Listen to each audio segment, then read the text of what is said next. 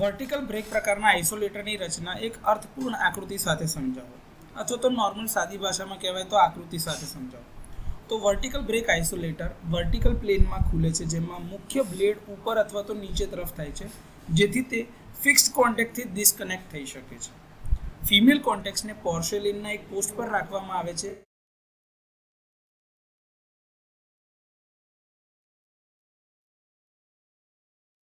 Post insulator છે તેની પરથી ખોલવામાં અથવા તો બંધ કરી શકાય છે.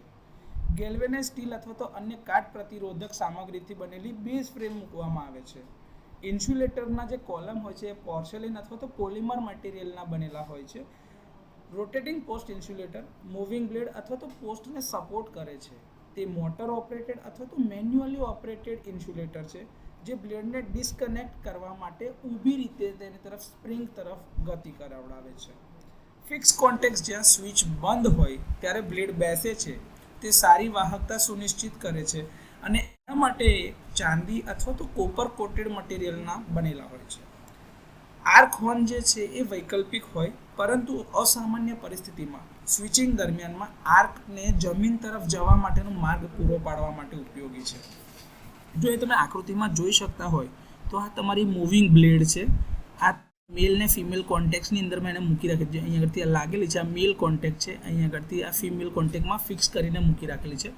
આ બે ઇન્સ્યુલેટરના પોલ છે, જે પોર્સેલિન અથવા તો પોલિમર મટીરિયલના બનેલા છે. આ ઓપરેટિંગ રોડ છે, સેન્ટ્રલી ઓપરેટેડ ઓપરેટિંગ રોડ, કે જેને અહીંયા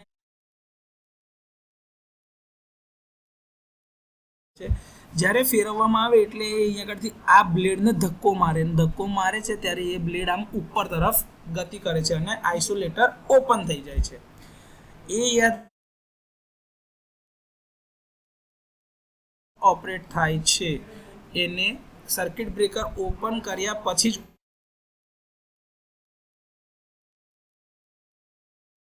કરવાનું. આ હંમેશા યાદ રાખવું જોઈએ. વર્ટિકલ બ્રેક આઇસોલેટરનું કાર્ય સમજાવો. તો વર્ટિકલ બ્રેક આઇસોલેટર ઇલેક્ટ્રિકલ સર્કિટમાં સ્પષ્ટ અને દ્રશ્યમાન ગેપ પ્રદાન કરવા માટે મુખ્યત્વે હાઈ વોલ્ટેજ સબસ્ટેશનમાં મેન્ટેનન્સ અને સેફટી પર્પઝ એટલે કે સેફટી સલામતીના હેતુઓ માટે રચાયેલ હોય છે. તે ખુલ્લી જગ્યામાં જ કાર્ય કરે છે અને લોડ કરંટને વિક્ષેપિત એટલે કે બ્રેક કરતું નથી.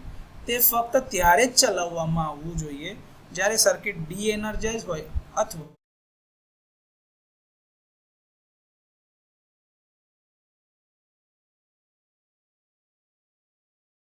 એ કોઈ પણ પ્રકારના લોડ ઓપરેટ કરી શકતો નથી.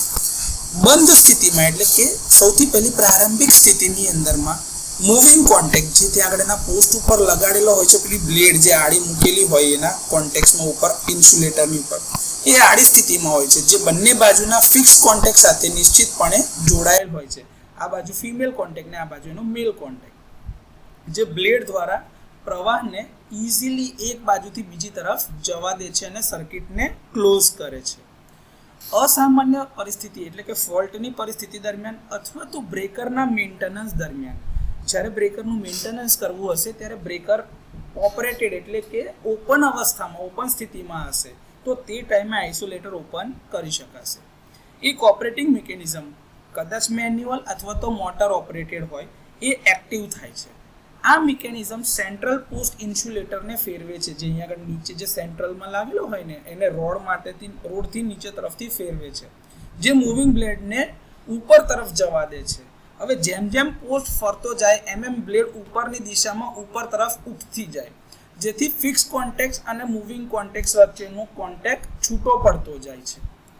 બ્લેડ વર્ટિકલ પોઝિશનમાં જ રહે છે, એટલે કે દૂરથી ઓપરેટિંગ મેન્ટેનન્સ કરવાવાળા જે બી માણસો છે જે ઓપરેશન માટે કાં તો ઇન્સ્પેક્શન માટે જઈ રહ્યા છે, એ લોકો દૂરથી જે વસ્તુ જોઈને ખાતરી કરી શકે કે ભાઈ સર્કિટ ડી એનર્જાઇઝડ છે, એટલે કે સર્કિટમાં કોઈ પણ તરફથી પાવર પસાર થઈ રહ્યો નથી.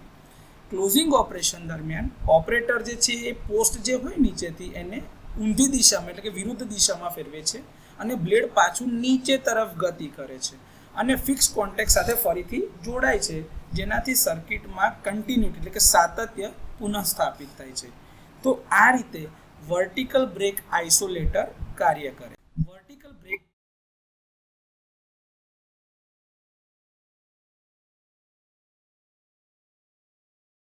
આપણે અહીંયા આગળ લખેલા છે જેના વિશે આજે ચર્ચા કરીશું. તો તે બ્લેડની વર્ટિકલ પોઝિશન એટલે કે મુવમેન્ટને કારણે ઓપન સર્કિટની સ્પષ્ટ દ્રશ્યમાન પુષ્ટિ પૂરી પાડે છે. એટલે કે તમે આંખેથી જોઈને ક્લિયરલી કહી શકો ભાઈ હા સર્કિટ આઇસોલેટેડ છે, એટલે કે સર્કિટ ડિસ્કનેક્ટેડ ડી એનર્જાઇઝ્ડ અવસ્થામાં છે. હોરિઝોન્ટલ બ્રેક પ્રકારની તુલનામાં કેમ કે હોરિઝોન્ટલ વાળા આડા ખુલતા હોય એની તુલનામાંથી ઓછી હોરિઝોન્ટલ જગ્યાની જરૂર પડે છે, જે તેને કોમ્પેક્ટ સબસ્ટેશન માટે યોગ્ય બનાવે છે. આમાં મૂવિંગ ભાગ જે છે એ ઓછા હોવાના કારણે મેન્ટેનન્સ કરવાનું સરળ અને વધુ વિશ્વસનીય એટલે કે રિલાયેબલ બનાવે છે. મોટું વર્ટિકલ એર ગેપ જે છે એના લીધે કોઈ દિવસ એક્સિડન્ટ એટલે કે આકસ્મિક ફ્લેશ ઓવર થવાની સંભાવના અથવા એનું જોખમ જે છે ઓછું કરે છે અને સલામત ક્લિયરન્સ સુનિશ્ચિત કરે છે. ખાસ કરીને જ્યારે મોટરાઇઝ્ડ ઓપરેશન હોય એટલે કે કોઈ મોટર ઓપરેટેડ બ્રેકર હોય આઇસોલેટર હોય ત્યારે સ્વિચિંગની ઝડપ ખૂબ જ વધી જાય છે, એટલે કે એ કામ એ ઓપરેશન ઝડપથી પૂર્ણ કરી શકાય છે.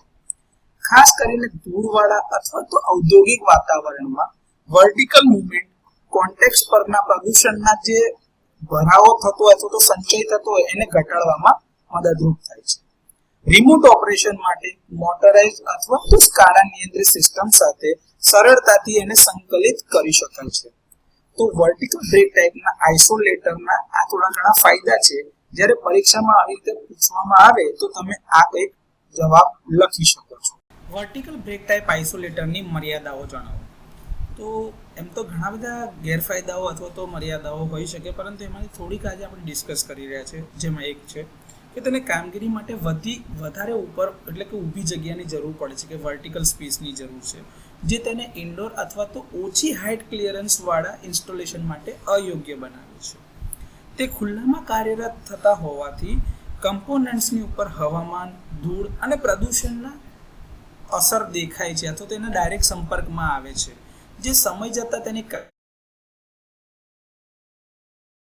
પાર્ટ્સ છે જે મૂવિંગ ભાગો ખાસ કરીને જે ઇન્સ્યુલેટર અને જે બ્લેડ છે એને મેકેનિકલ વેર એન્ડ ટેર એટલે કે યાંત્રિક ઘસારાને આધીન છે, જેને નિયમિત નિરીક્ષણ અને મેન્ટેનન્સની જરૂરિયાત રહે છે. ખાસ કરીને કટોકટીમાં મેન્યુઅલ સેટઅપમાં આઇસોલેટરનું સંચાલન ધીમું અને શ્રમ સઘન એટલે કે એની અંદરમાં વધારે શ્રમ લાગે છે એટલે કે મહેનત કરવી પડે છે. અયોગ્ય કામગીરી અથવા તો ધ્યાન વગરની બેકફીડ ખતરનાક આર્કિંગ તરફ દોરી શકે છે. તેથી